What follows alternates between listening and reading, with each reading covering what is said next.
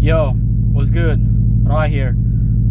Today I want to try out this headlight relay mod. So today I'm heading out to Home Depot and maybe some auto parts store to grab some electrical stuff. I'm gonna need a couple things: female and male spade connectors, a relay, and an inline fuse, and maybe some gauge wire. I want to see if I can wire the passenger side headlights with a relay so that I can get a direct 12 volts from the battery. That's my goal for today, or at least get these supplies and wire it. I made a quick diagram. I actually did some research, watch a lot of YouTube videos, read some forum posts and comments and whatnot on the internet to see my options for wiring this relay. I've never done this before, but I have a pretty good idea of how this works. 5 prongs or 5-pin relay. It will be a 12 volts 40 amp relay, and then an inline fuse. I'm gonna have to get the fuse holder and the fuse that comes with it.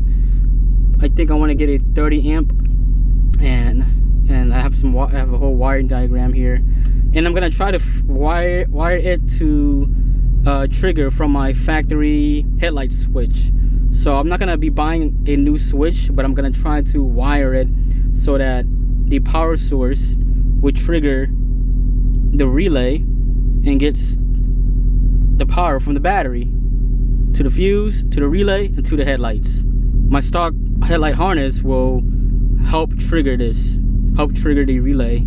I hope this works because I want to get the passenger side headlights to be brighter, or as bright as the driver's side. As of right now, that's the driver's side, which is brighter than the passenger side. The passenger side is dimmer.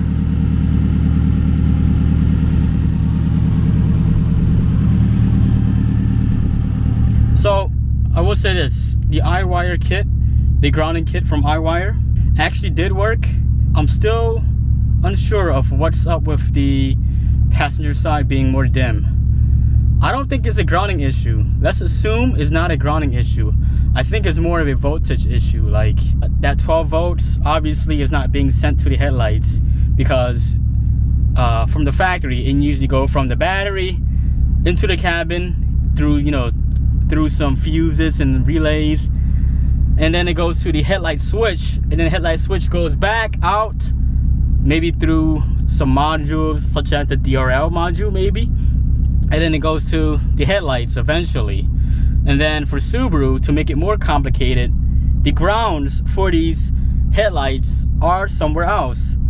I was told, and I read around online, and it said something about how the way the headlights on Subarus, the way the wiring goes, it's like backwards compared to like other makes and models of other cars. Alright, fast forward. Spent some time at Advanced Auto and picked up some stuff. I couldn't find a 40 amp relay, but I found a 30 amp relay. Should work just fine. I think 30 amps should be plenty actually. So this is a 5-pin. Honestly, I'll be using only 4 of these, and it's a 5-pin 12 volts relay. 14 gauge red wire because I want to make it look a little more clean and distinguish between positive. Then I have another 14 gauge wire of black. I found an inline fuse holder with a 30 amp fuse in there. Oops. I'm probably going to use only one of these H7 sockets. These are some stock replacements.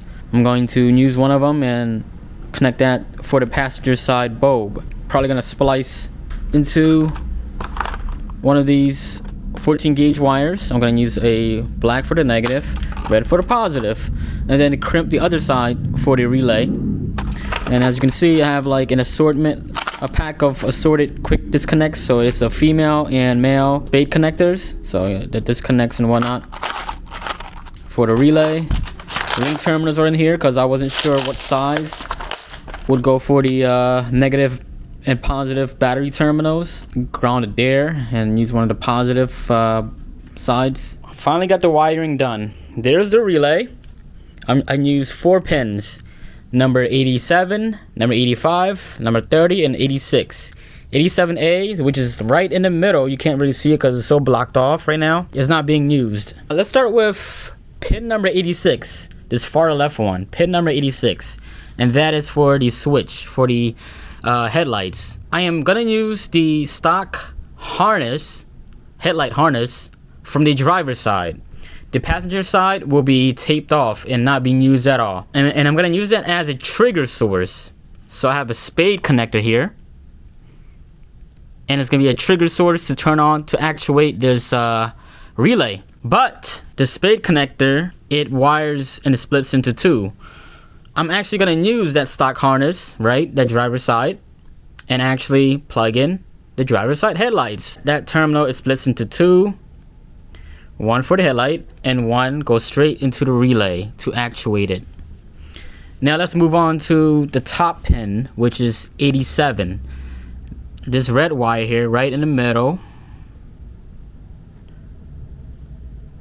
goes through for the positive side of the new headlight harness that I am wiring. This is for the passenger side, an H7 socket, and the negative side of that H7 is wired for ground, ready for ground. Put this at the negative battery terminal and bolt it down. Pin number 85 of the relay, which is the far right, that is the ground for the relay. That is also going to the negative side of the battery terminal. Now lastly is the pin number 30 at the very bottom of the relay. Pin number 30, you see an orange wire which holds the 30 amp fuse. See it, that green fuse. That goes to positive on the battery terminal. So 12 volts come from the battery into the fuse and for the relay. Yo, this is Rob post install. Turns out I didn't have any footage of me installing the kit that I made, and in the end I didn't get to show the results after it was all finished. The install went well and I successfully got both headlights on my Subaru working just fine with a direct 12 volts from the battery sent to the passenger side headlight. That was added a new stock H7 harness.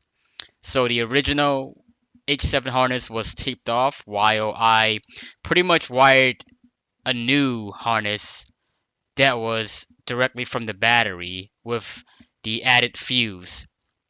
They were both working just fine, both headlights, as expected, but I still wasn't satisfied with how the passenger side headlights shoot out. And I tried messing around with adjusting those headlamps for quite a while and whatnot, and making sure I had good grounds. That's why I also installed the iWire kit, just to make sure I got some a good grounding kit for the Subaru, just to try to eliminate issues like that, like a grounding issue. But in the end, I figured it out, and it turns out that the headlamp lens were the issue.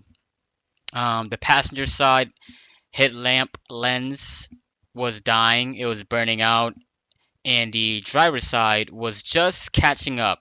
So I think eventually the driver's side was gonna be as bad and dim, and the passenger side was already dim, and I was just going in circles trying to figure out, like, what the fuck, why is the passenger side headlights aren't bright as my driver's side.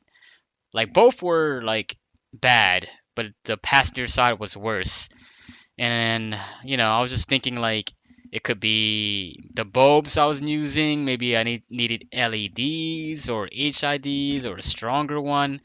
But in the end, it turns out that the quality of the headlamp was just, worn out and just going bad, burning out, I guess. So my solutions would be to either get new lens retrofitted, so like a custom work to get those headlamps redone, or get new headlamps altogether replaced. So stay tuned. 2:17 p.m. Out for delivery today. But by 7 p.m. Fuck.